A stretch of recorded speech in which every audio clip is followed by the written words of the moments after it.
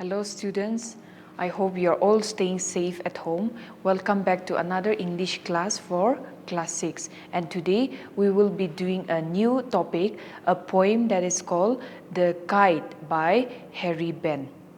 It's in page number 27 of your textbook. It will be good as you are listening and watching the lesson. It will be good if you can follow with your textbook. It's in page number 27.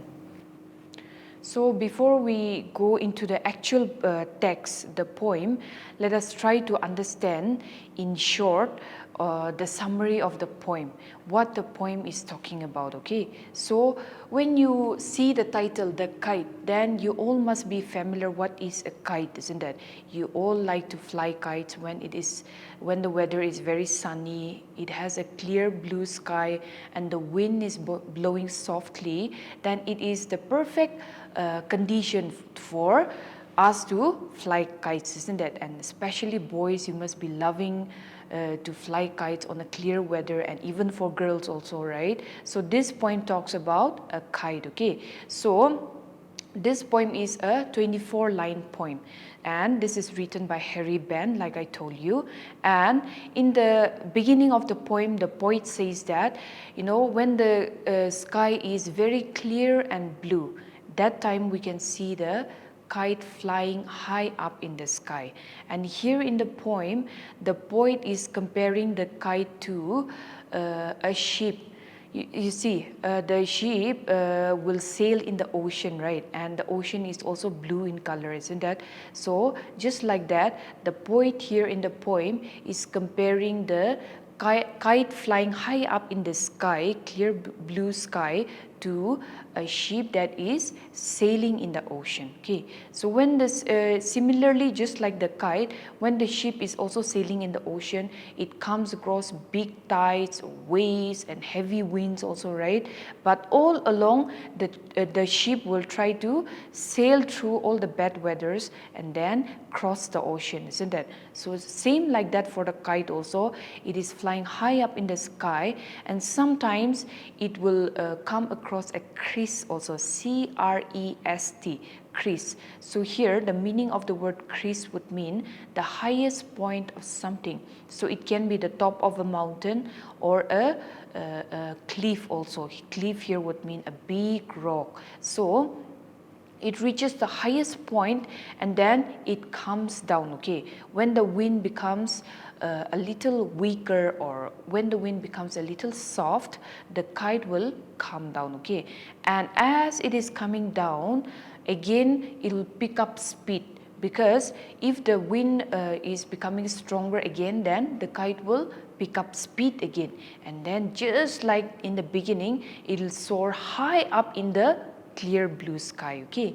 So as the kite is flying, see, even for us humans also, when we work or when we do heavy things, then we get tired, isn't it? So just like that, the poet is comparing the kite here in the poem to a raggeter. So here you will see in the textbook as we go to the poem later, raggeter, R-A-G-G-E-D-E-R. So here the word raggeter means that, wearing old torn clothes. So when somebody is wearing old torn clothes, then it looks very tired and weak also, isn't it? So just like that, in the beginning of the poem, the kite was soaring very high up in the sky, and then it was picking up speed at a very fast rate. But as the kite flows along and then sails in the sky, and then it reaches the highest crease, and then it will get tired, okay? And when the kite gets tired, the poet is comparing the kite to a raggeter, because see, the kite, we all know that it is either made of paper or colored soft paper, isn't it? So when the wind is blowing very hard and as it is sailing in the sky, then the wind might make some certain holes in the kite also, right? So when there are holes and when the kite is becoming old or torn apart, then it will come down again to the land. It will try to come downwards, and then as it is coming down, you see, you must be familiar with the situation. when you fly a kite and it is coming down, then sometimes the kite gets caught up in the top of a tree or the branches of a tree also, isn't it? And then it will be very difficult to take out the kite, and in the process of picking out the kite from the tree, then it will get spoiled also, isn't it? So that is why the poet at the end of the poem says that when the kite was flying in the sky, it looked very majestic and beautiful and full of grandeur. But if after flying for some time, it gets tired, and then when it is coming down, it gets stuck at the top of a tree. So this poem talks about the journey of a kite. Okay, so that is about the short summary of the poem, and now let us try to look into that poem. Page number 27, the kite. How bright on the blue is a kite when it's new. With a dive and a dip, it snaps its tail, then soars like a ship with only a sail. As over tides of wind it rides, climbs to the crest of a gust and pulls, then seems to rest as winds fall. When string goes slack, you wind it back and run until a new breeze blows, and its wings fill and up it goes. How bright on the blue is a kite when it's new, but a raggeder thing you never will see when it flaps on a string in the top of a tree, by Harry Ben. So this is the poem, and now see students, it is when you read a poem, it is very important for you to have imagination, okay? Because in poetry, in poems, when poets they write poems, they use a lot of imagination and they compare certain things with one another. Personally, now even right now in this situation also, you might not be personally flying a kite, isn't it? But you are all familiar with what a kite is, so you can try to imagine the situation, the life of a kite, the journey of a kite as it is flying up in the sky, and then try to understand the poem, okay? If you look into the first two lines of the poem, how bright on the blue is a sky when it's new. So see, when the poem begins, the sky is very clear, and then the sky is blue in color. That means the weather must be very fine, isn't it? And then it is also said that the kite is brand new, because maybe somebody has just met the kite and it is not torn in any way, and it is so brand new, and the weather is also very perfect for the kite to fly in the sky, okay? If you look into the following lines, with a dive and a dip, it snaps its tail. So we all know that, the kite has a tail also, right? So as the kite is flying in the sky, the tail will also sail along the sky, okay? Then soars like a ship with only a sail. So here I told you in the beginning part in the summary that the poet is comparing the kite to a ship in the ocean, isn't it? So just like the kite in the sky, the ship also sails in the ocean, right? So the poet is comparing the kite and the ship, okay? As over tides of wind it rides. So see, between the ship and the kite, there is a similarity. What is the similarity? Both for the kite to fly in the sky and for the ship to sail in the ocean, they need tides, isn't it? They need strong winds, isn't it? So for both the kite and the ship, the similar thing here is strong winds or tides. They both need it, okay? Climbs to the crest of a gust and pulls. So here, as the kite is flying high up in the sky, the poet is comparing the kite to a ship in the ocean, and then as the kite is soaring higher and higher into the sky, it reaches a crest. So I told you that the meaning of crest, C-R-E-S-T, is the top or highest point of something, right? That means the kite, after flying has reached its highest position, okay? After that, it tries to pull back, okay, it tries to come down. Then seems to rest as wind falls. So now after flying to the highest position, the wind is getting a little weaker, okay. So when the wind is getting a little weaker, the kite also tries to fall down, okay.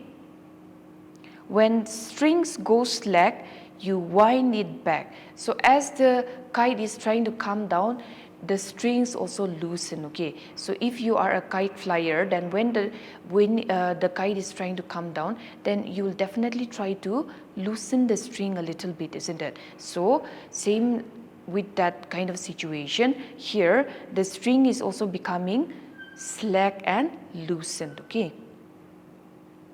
And run until a new breeze blows. So here, see, you can imagine the journey of a kite in this manner. Sometimes it is going high up in the sky, it reaches a crease and then it tries to come down. Again, if the wind is blowing hard, then it'll try to go up again, right? So the journey of the kite is going like this, up and down, up and down. So according to the speed of the wind, the kite is also trying to pick up speed, right? How bright on the blue is a kite when it's new. So this two line is similar with the first line, isn't it? So after coming down and the wind has become stronger, so it tries to go up again. So when it is trying to go up again, it is like the first part of the poem. That means the kite is, in a very high position, and then the sky is also very clear. And when it is trying to go up, the kite also looks brand new, okay. But a raggeder thing you never will see when it flaps on a string in the top of a tree. So after going to the highest point again for the second time also, again it will follow the same pattern like I've shown in the diagram, right? So when it is trying to come down again, it looks like a raggeder. That means after going up and down in the sky and then sailing in the sky, the kite must have finally got tired, okay. And then since it is a little soft because it is made of paper, then it becomes worn out also because of the strong winds, okay. So that is why the kite looks like a raggeder. Raggeder is something or somebody who is wearing very old or torn clothes. So the kite looks like that, and after that it flaps. That means, just like the wings of the bird making that flapping sound, just like that the kite is also flapping as it is coming down. And at the end of the poem, the poet says that the kite, after it comes down, it finally gets stuck in the top of a tree. So the journey of the kite, it starts from high up in the sky, on the clear blue sky, right? And after that, as it is moving and sailing and going up and down, finally it gets stuck at the top of the tree. You must have faced familiar situations, isn't it? So that is the end of the poem. And when you read this poem, there are some very important things that you need to know. So what are the important concepts or ideas or things that you need to know about the poem?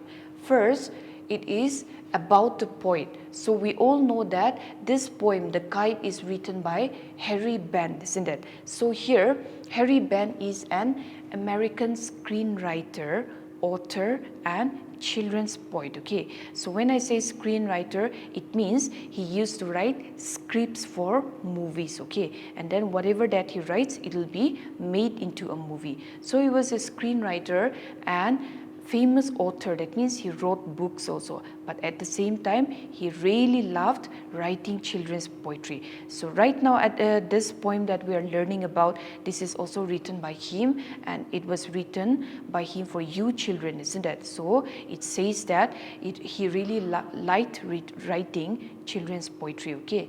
And he was born in the year 1898, and then he died in the year 1973, okay. So that is about the poem. And then when you look at the second point that you need to know about the poem, summary of the poem, that we have already discussed the story or the main ideas of the poem. We have already discussed in the beginning of the poem, right? So that is the summary. And then there are some poetic techniques that the poet used in the poem.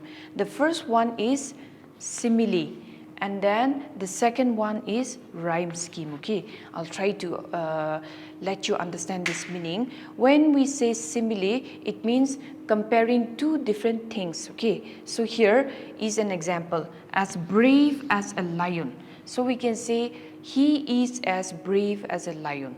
So we are comparing he, that boy, to a lion, isn't it? But it is not like the boy will become the lion. It's not like that. But the boy's character is similar to a lion. So since the boy is very brave, we are comparing the boy with a lion. Okay. So there are so many similes in the poem, and one example can be, I told you in the summary part that the poet compares the kite to a ship, isn't it, sailing on the ocean, right? So that is simile. That means the ship and the kite is totally different. They are so totally different objects, but the poet is trying to bring a comparison. Okay, so that is simile.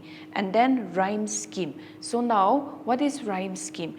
Rhyme scheme here would mean rhyming words, or words that sound similar to one another. Right? So here is an example. The word look and book. L-O-O-K, look, B-O-O-K, book. So here, look and book sound similar with one another, isn't it? And then same with tail and sail. T-A-I-L, tail. S-A-I-L, sail. So these two words, they are rhyming, or they sound similar with one another, right? So that is rhyme scheme, okay? And if you look into the poem, there are a lot of rhyming words. The poet has really used rhyme scheme in a very elaborative way, okay? So why do poets use rhyme scheme? The poets, when they write poetry, they use rhyme scheme to make the poem look very sound musical also. Means when somebody is reading out the poem, it'll sound very, good to the listener, okay? That is why they use rhyme scheme. And then when poets, they use rhyme scheme in poetry, it becomes easy for the readers to recite or memorize the poem also, because the words, they are similar with one another, isn't it? I'll come to this in the textbook also. See, if you look at the poem,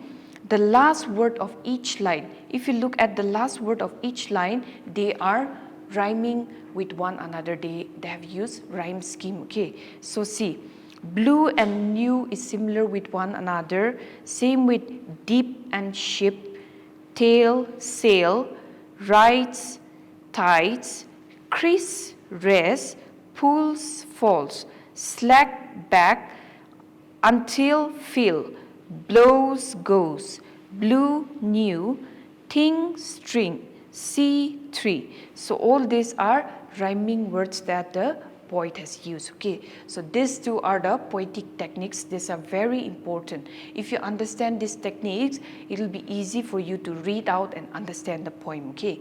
And then here in the fourth part, I would like you to do an activity. It's given in page number 28, question number 3. You can, at home, you can try to make a kite yourself. So whatever materials are available at your home, like newspapers, colored papers, string and glue, all those if you have at home, then you can try to make a kite. And on a good sunny weather, you try to fly the kite. And as you're trying to fly the kite, you think about this poem. And then if you use your imagination, then this poem will become very interesting to you, right? So that is all about the poem. I hope you have understood. And if you go into the text, then you'll understand it better. And if you do the activity, the poem will become very interesting to you. So thank you so much. I'll see you again in the next class with a new lesson.